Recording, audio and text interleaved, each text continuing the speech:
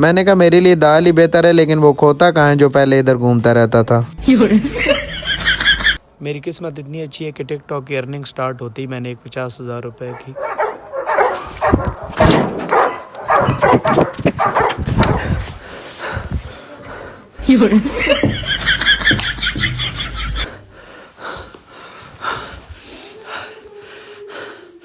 आज शाम को जब मैं वहाँ पे खेतों में खड़ा हुआ था ना, उसी वक्त से इस कुत्ते की मेरे ऊपर नज़र थी।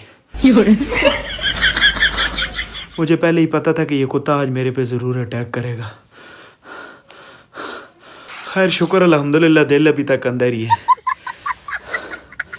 मेरा जो पुराना टिकटॉक का अकाउंट था उस पे मेरे तकरीबन 94,000 फॉलोअर्स थे, और उस अकाउंट पे मैंने इंतहा की मेहनत करके कुछ हमारी ऐसी वीडियोस हैं जो 3 से 4 मिलियन व्यूज़ पर भी थी।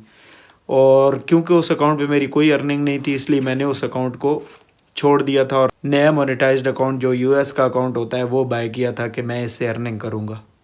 खैर उसी के आसरे पे मैंने अपनी सारी कैलकुलेशनें करके 50,000 रुपये मंथली की कमेटी डाल दी थी, और मेरी किस्मत इतनी अच्छी है कि मेरी सबसे पहली कमेटी निकल गई। खैर मेरी जब सबसे पहली कमेटी निकल आई तो मेरे पास कुछ पहले से पैसे पड़े हुए थे 50,000 रुपये, वहाँ से मैंने इकट्ठे करके उनको दे दिए। और आइंदा के लिए मैंने ये सोचा था कि मेरी टिकटॉक से अर्निंग स्टार्ट होगी तो वहाँ से मैं ये पैसे पूरे करके हर महीने की कमेटी देता रहूँगा। इसके बाद की दास्तान बहुत गमगीन है, आप सुन भी नहीं पाओगे और मैं सुना भी नहीं पाऊँगा। अभी मैं सोने जा रहा हूँ, इंशाल्लाह आप लोगों को अगली दास्तान इसी वीडियो में ब्रेक करूँगा। जब बंदे के माइंड में कोई टेंशन चल रही हो तो बंदे को नींद भी नहीं आती।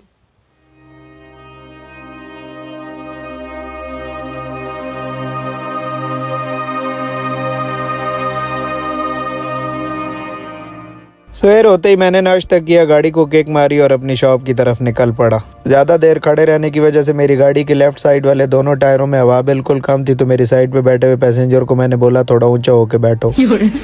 इसने बोला मेरा ऊंचा होने से मैं कौन सा वेट फ्री हो जाऊंगा। मैंने बोला मुझे इससे फ़र्क नहीं पड़ता, लेकिन मेरा माइंड रिलैक्स हो जाएगा। समझ रहे हो?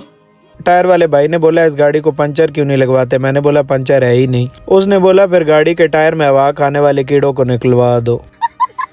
खैर this is the shop where I spend most of my time living. Real में तो बंदे के पीछे कुत्ता भागे तो बंदा कम से कम भाग के अपनी जान बचा भी सकता है, लेकिन अगर यही काम बंदे की ख्वाब में भी होना शुरू हो जाए तो बंदा क्या करे। कल शाम के कुत्ते वाले वाकये की वजह से रात को पूरी रात मेरे पीछे कुत्ते भागते रहे ख्वाब में।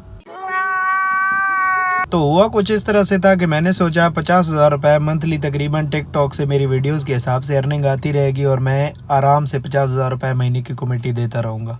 और फिर खूब मेहनत मुशक्क़त के बाद दोबारा से एक बार मेरा टिकटॉक का अकाउंट मोनेटाइज्ड हो गया और मैंने अपनी सबसे पहली 1 मिनट प्लस वाली वीडियो डाल दी कि चलो जी अब इससे डॉलर आएंगे और अब मुझे अमीर होने से कोई बंदा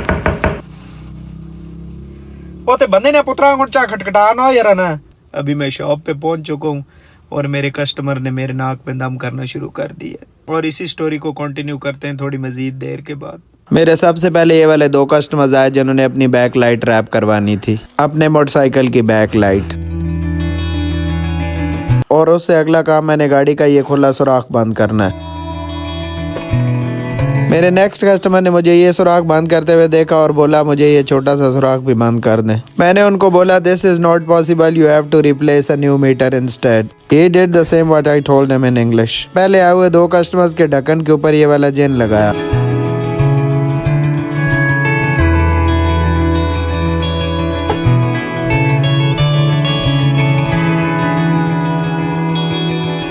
इस भाई ने बोला मुझे लाइट ऐसी रैप करवानी है जो किसी और की ना हो। मैंने बोला मैं पैसे भी इतने ही लूंगा जितने किसी और से नहीं लेता। इसने कहा पैसों का मसला नहीं है। मैंने कहा ठीक है फिर 10,000 उधार दो। लंच का टाइम होते ही मैं किसी बंदे का इंतजार नहीं करता, बस लंच पे निकल जाता हूँ।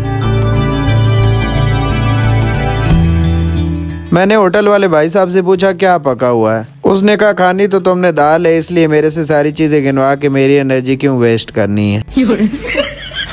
मैंने कहा मेरे लिए दाल ही बेहतर है, लेकिन वो खोता कहाँ है जो पहले इधर घूमता रहता था। वैसे ये बात मैंने आप लोगों को आसानी के लिए कही है, लेकिन इसके हाथों में जितना जायका है ना मैं आप लोगों को बता नहीं सकता। और ये बात भी मैंने इसको कवर करने के लिए कही है क्योंकि कल फिर मैंने उसी से खाना खाना है।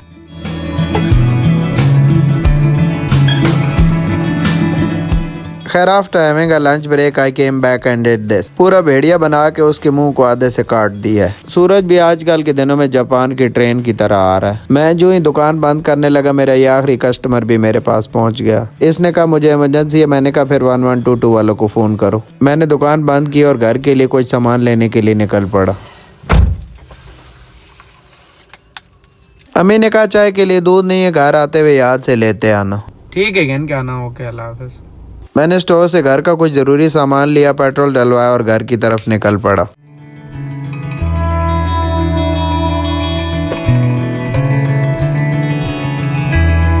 खैर शॉर्ट स्टोरी बहुत ज़्यादा लॉन्ग हो गई है, अभी मैं घर पहुंच चुका हूं।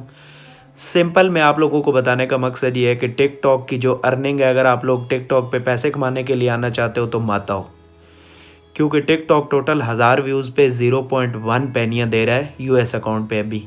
और इसका मतलब ये है कि अगर आपकी वीडियो 1 मिलियन व्यूज़ भी हासिल कर लेगी तो उस पर भी शायद आपका $1 भी नहीं बनेगा। इसीलिए मेरे भाइयों, आपके अंदर किसी किस्म का भी टैलेंट है जिसको आप शोकेस करना चाहते हो तो वो टिकटॉक पे ज़रूर करो। उससे आपको पब्लिसिटी ज़रूर मिलेगी, लेकिन उससे आपको अर्निंग एक्सपेक्ट मत करो, क्योंकि उससे अर्निंग बहुत कम हो रही है। शायद आपके जो बाकी के प्लेटफॉर्म है जैसे यूट्यूब, फेसबुक और इंस्टाग्राम वगैरह पे, इनसे अ लॉट बेटर अर्निंग है।